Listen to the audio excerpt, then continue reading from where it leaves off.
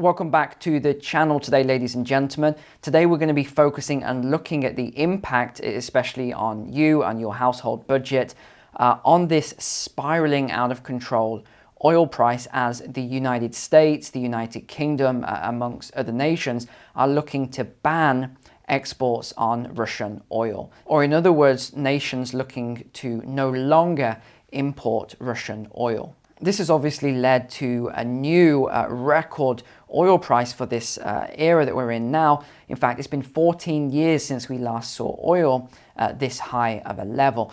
The last time was July of 2008 when oil hit $147.50. Now, you keep hearing this year coming up all the time, 2008. 2008. Why do we keep seeing this year popping up across commodities and assets, recessionary indicators? That should give you a clue. This was what happened the last time. We saw oil going up significantly, which often leads to recession. It's somewhere in the region of $125 per barrel of oil for a prolonged period of time, which is recessionary in nature. Why? Why is $125 or more recessionary in nature? And again, it isn't instant. Some countries like the USA can go for months at this high of a level before they would move into a recessionary period, whereas others can't really sustain that price for very long at all. Well, I'm going to come on to that in a moment as to how this actually affects you and why these high oil prices have such an impact and pull a country very strongly into a recession very, very quickly. Now, you would expect then the administration to say, well, this is what we're going to do. We're going to ban Russian oil, and in return, we're going to ramp up our own energy industries in the country, ramp up our own exports, because this will be very positive for the country economically. If you are a self-sustained country in terms of all things from production, food, manufacturing, your own energy, you're self-sufficient and you have very low risk in regards to other external countries putting pressure on your country. Is that what Biden is proposing to do? No, absolutely not. There is nothing in any of the reading I've done that says he would like to do that. In fact, it's quite the opposite. Everything is talking about the carbon net zero policy, let's just use that word, that countries are working towards. So I'm not really sure how the USA, how the UK, Europe are going to meet their energy demands without increasing their own domestic energy. It makes absolutely no sense at all. In fact, let me tell you what was proposed by the administration then. So President Biden has requested that Venezuela, Iran, and Saudi Arabia increase their oil exports to the United States. Now, you can probably guess how this has gone down. Venezuela weren't too keen on doing that. Iran, who the US has sanctioned very heavily, were even less keen. But the one that was quite amusing was from MBS. If you don't know who that is Mohammed bin Salman of Saudi Arabia, the Crown Prince. He said no, basically. It was just a one-word answer. And when asked, aren't you worried about what President Biden is going to think of you? He said, and I quote, "I do not care." That was his response. He does not care. Now, it's very interesting because it depends a lot on who is the president in charge at the time. And, you know, I'm not going to get into politics, whether you like Biden, whether you liked Trump, that's your prerogative there.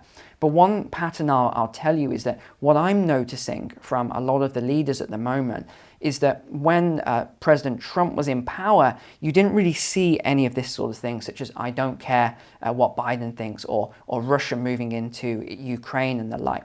There didn't seem to be that same sort of movement then, or the same sort of insults being thrown around. But we are seeing that under President Biden. So you make whatever you want of that. I'm not going to comment on it. I'm just saying this is the pattern that I am seeing at the moment. Now let's move on then to how this actually affects you then. Do higher oil prices affect you in a positive way or a negative way? Well, it's a negative way, because remember what we talked about a few weeks ago. what is it that drives inflation? It's not what the media and the government are their propaganda and what they're saying drives it. It is energy. It's energy as well as supply chain breakdowns. So the energy supply is what fuels the economy, what fuels the nation. So if you now have higher energy input prices, what does this mean? Well, it means the price of everything's going to go up, from your home heating, your home cooling, your electricity, your gas, your fuel at the pump. What about the impact on businesses? Well, now their input costs are going to be much higher. Are they just going to swallow those costs? No. We've seen over the last 2 years what businesses do. They pass it on to the consumer. However, this is why I think it's going to be different this time. Yes, it's going to result in more inflation, but here's what I haven't heard anyone talk about yet. When you have higher energy costs, that brings down your available spending. So, and again, I'm talking specifically about your home costs. Let's think about supermarket and heating and things like that. Are you going to go out and buy a unicorn pink frappuccino with the rainbow sprinkles for $10? Or are you going to spend that $10 on food for one day for your family? I mean, it's obvious what's going to happen here, because as your energy costs and transport costs and all the other input costs go up to your household, you're going to cut out that discretionary spending. This is recessionary in nature, because those companies then, those businesses, will have to cut costs in order to meet the new demand of your spending. So what do they cut first? It's always the same, it's staff. So even though we've seen the unemployment rate come back down significantly, I think we're going to see it go back up once these costs that we're coming in now, the new energy costs, hit the economy. Now, this could be a while yet to have the big impact, but it will hit. It's just a matter of time. And just overnight as well, we've heard about Kazakhstan here, which I talked about again last week. 3 shipments cancelled in the last 24 hours of crude oil. Now that is worrying, because you may recall I've been talking about a lot of other companies as well who are now doing these sanctions. I want to get into that in another video this week, and why I think this is going to backfire on these companies who are doing the self-imposed sanctions, firing Russian workers. I heard a story just earlier today which shocked me, of one company firing a man, an employee, because his wife is Russian. I mean, this is an American citizen. So what if his wife is Russian? It really annoys me, this sort of stuff. I'm not going to get too much into the politics of it right now. I'll probably talk about this later in the week. Okay, so let's wrap this up then. What is the best solution here in terms of averting this crisis, but potentially having other knock-on effects later on? It is, and again, this is not popular opinion, it is to ramp up domestic energy production right now. You see, by being reliant on other countries to give you energy, you're not really solving the problem of, this whole carbon net zero, whatever's going on with this right now. It's not going to solve the problem by simply saying, well, we're going to offset our carbon to this other country like Iran, Venezuela, and, wherever else. We're going to offset it. We're going to import the oil and then we're going to use it, but we're going to say it was them using it. It doesn't solve the problem.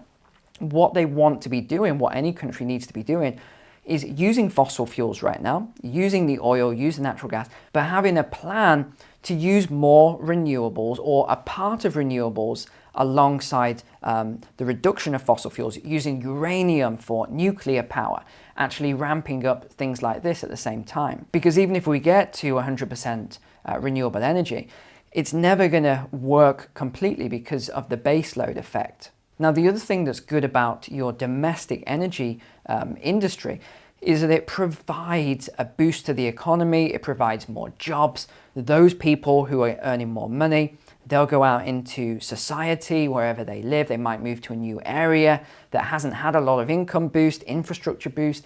Those people start spending in the supermarkets and the grocery stores and in the hotels and transport and all sorts of other things in that area. So this is where I would be focusing if I were President Biden or Boris Johnson or, the Eurozone. I'd be focusing on increasing things like nuclear, uranium, this sort of energy production right now. But unfortunately, this isn't popular opinion at the moment. Everyone is focused on carbon net zero, getting emissions down to zero, thinking this is the solution. Well, I'm sorry to say it is not that simple. These things take time. It takes time to get carbon emissions down. Simply just saying we're just going to not import oil from one place and we're not going to ramp up our own oil is not the solution. So thanks for watching today. I hope that helped. You'll probably see another video pop up on screen now. Check that video out and I'm sure it will help you to further your knowledge in this area. All right, take care. God bless. See you next time.